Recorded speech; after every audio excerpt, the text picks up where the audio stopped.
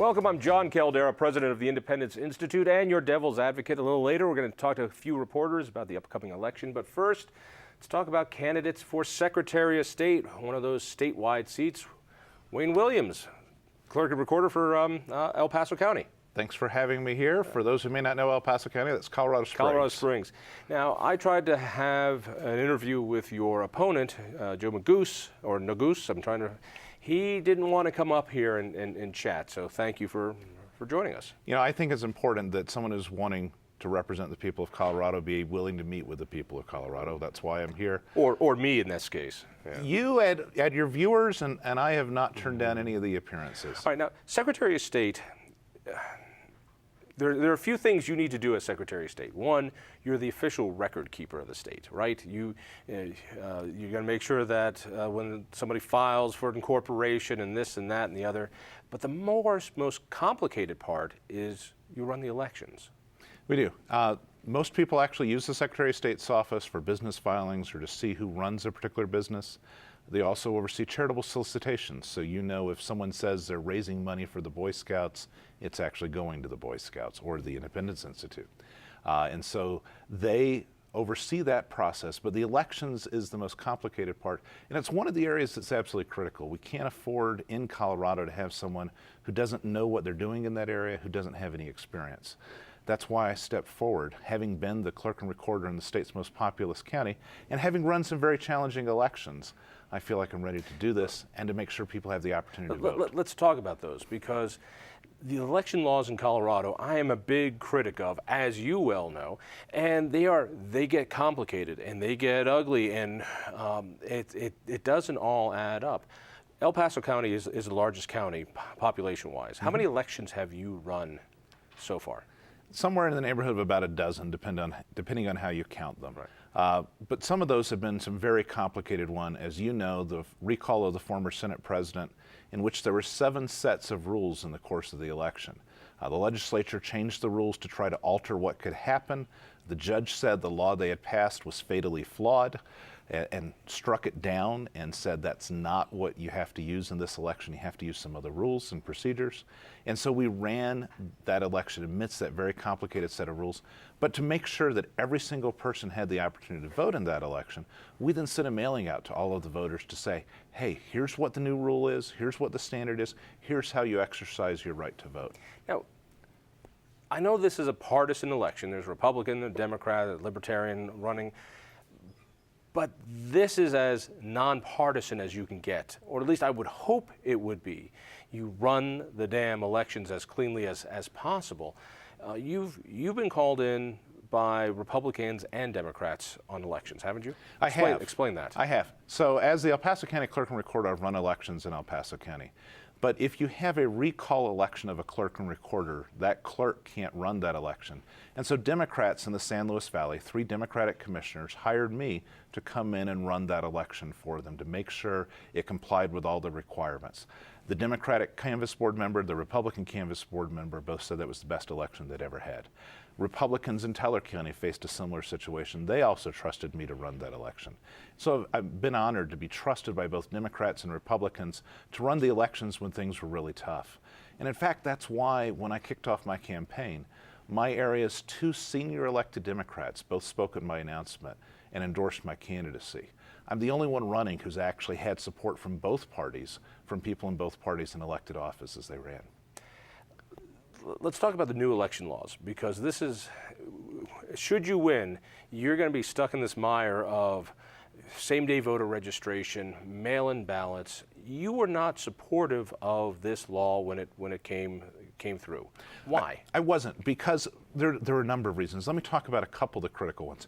First, the law took away the right to vote from every Coloradan who moved within 30 days of the election, because it kept residency requirements for school districts, for special districts, and took away the ability to vote from where that person had moved. And so every Coloradan who moved lost the right to vote because of this law. It was a horrible law. It then also made it so that people didn't actually have to live in a location. They could simply— Really? I He know. says, go Shocked to figure. hear. In fact, you could just intend to live. And Really? Who would have thought? Well, we told them. All right, just so for those people who might not be following, I came down and voted in your county during that recall to show how easy it was to get around those laws. And people were screaming at you that you needed to make sure that I went to jail. In fact, you did the right thing. You kicked it up to the attorney, and the attorney kicked it up to the state. But you should have stopped me. You know, the law said that I couldn't. The law that was passed, and I pointed out this problem.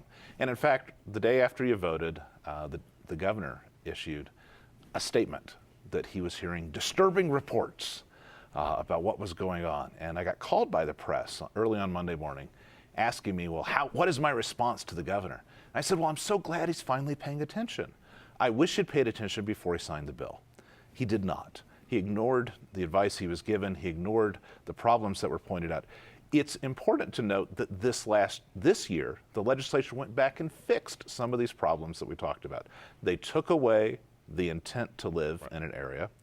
They restored the right to vote to people who moved during that time period. And so they undid some of the problems that they had passed that we pointed out to them. And I'm pleased that I was able to do that. I think people don't understand it. Under the new rules, you could move voters around like a shell game if you felt you needed more voters here. On the day of a vote, the person could say, I don't live here, but I intend to live here. So you can bus voters around, and so he who has the most buses wins an election. And this is why sloppy election law leads to manipulated elections. And it does, and I think most Coloradans want decisions made for a locality by the people who live there. If I'm in a community and want to decide whether I'm going to allow a certain type of development or how my school district is run, I want the decision made by my neighbors and me, not by people bussed in from somewhere else or intending to live there someday, but the people who actually live and are a part of that community. And that's an important part of the whole basic fundamental part of a democratic republic, is the decisions are made by the people who are actually residents in an area. Most of your fellow county clerks love mail-in ballots because it's a lot easier to run that election. You send it out, you bring it in, you don't have to worry about precinct voting, and so precinct voting is gone. We do have voting centers now. You can vote that very day if you want, but now everybody gets a ballot. Even if you don't want a ballot, even if you don't want one sent to you, even if you're dead or you're moved, you're still getting a ballot.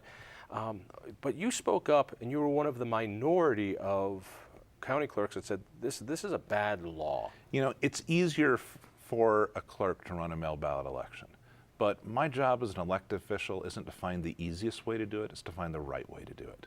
And there were people who testified in the legislature who came in, drove in some cases more than 100 miles to testify and talk about instances where a boss, a landlord, a family member tried to intimidate them when they got the mail ballot. And so we ought to have as a minimum the ability for an individual to say, look, I want to vote in the polling place where no one can intimidate me, no one can coerce me. Let me have that right, and let me have the right not to have that ballot show up at my house. Because if the union boss, your employer shows up, abusive husband, whatever, whoever it might be, but shows up and says, you will vote this ballot and I'm going to turn it in for you, that individual can't go in and vote then subsequently at a polling center. Right. Their vote has already been cast.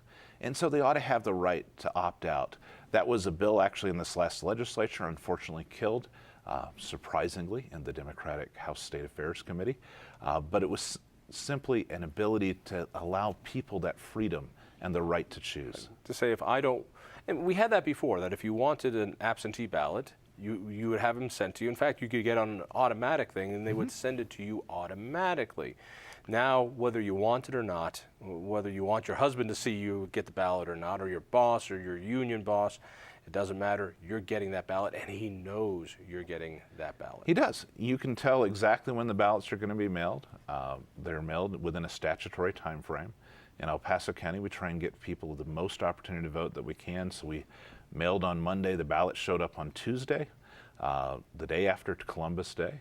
And so people got their ballots. And if you know when people are getting ballots, you can exercise some coercion. And we ought to have freedom for people to make that decision and the liberty choice to be able to do what they want in terms of casting a ballot. Let's bring it back to the Secretary of State's office. I mean, this office is crucial, particularly when elections get close. And I think there's been more attention ever since Gore versus Bush down in Florida that these voting laws need to be careful, because when there's a tight race, we find ballots in people's trunks and mailboxes and back of copiers and all sorts of places. You know, to have that election integrity is difficult. What is it that you bring that your opponent doesn't bring to make sure that in a tight race it's done by the law? Well, first, I'm the only one of the 4 candidates for Secretary of State that's ever run an election. But let me, I guess, give you... Let me say that again, because that's a no small issue here. There are 4 people running. You're the only one that's actually handled an election. The only one who ever has. All right. That pen that you have in front of you has run as many elections as my other 3 opponents have combined. But they weren't just easy elections. So let me tell you about how important that is to track those ballots. 2 years ago, we had the Waldo Canyon fire in my community. That fire started on the Saturday before the election. We reached out to people who were cut off and couldn't vote because they weren't able to get to a polling place because of the fire. We made sure they were able to get and receive and to cast that ballot through extraordinary means. But then we got evacuated on Election Day, John, with 15 minutes notice by the Colorado Springs police. And we secured the ballots. We then went back in when it was safe under sheriff's escort, retrieved the ballots, and took them to a safe place to count. We did not lose a single ballot. We made sure everyone's vote was counted, and we made sure they were counted accurately, and we met every deadline. And we did that in perhaps the most challenging circumstances that we've had in an election in the state of Colorado. And so I have actually run elections and run them under difficult circumstances, but we've still made sure that everyone kept that sacred right to vote, that their rights were protected, that the ballots were counted accurately, and without a single loss. The National Association of Secretaries of State actually gave us the Medallion Award for our work in that election. But after that election, we then reached out to every individual who was displaced by the fire because their home was damaged or destroyed. And we said, here's how you're still able to exercise your right to vote. If you want to vote at the location where your property is, where your home's being rebuilt, here's how you do that, because ballots don't forward. If you want to Ballots don't forward. Ballots do not forward because if someone doesn't live there anymore, we don't want them voting there. But there is an option to give a separate mailing address, and so we let them know what that was. If they wanted to vote at their new location, we outlined that procedure. And so we reached out to people in these extraordinary ways, none of which were required by the law, because we wanted to make sure that every one of them had that ability to vote. And it's that type of experience, it's that type of commitment to the right to vote that make me the right choice for Secretary of State, and it's why I'm running. Wow, I'm impressed. That's not bad. The other parts of Secretary of State, we got 20 seconds. The other parts of Secretary of State running the day-to-day bureaucracy. Why are you qualified for that? I've actually run an office of a similar size as the El Paso County Clerk and Recorder. I have 500,000 customers every year. We provide excellent customer service. I run the only office in the state open on Saturdays so that working people can actually come in and do their business with the state and with the county. And that's the type of commitment I bring to this office. Wayne Williams, unlike your opponent, I appreciate you showing up. Thank you, John. Stay tuned. I think you're going to enjoy this.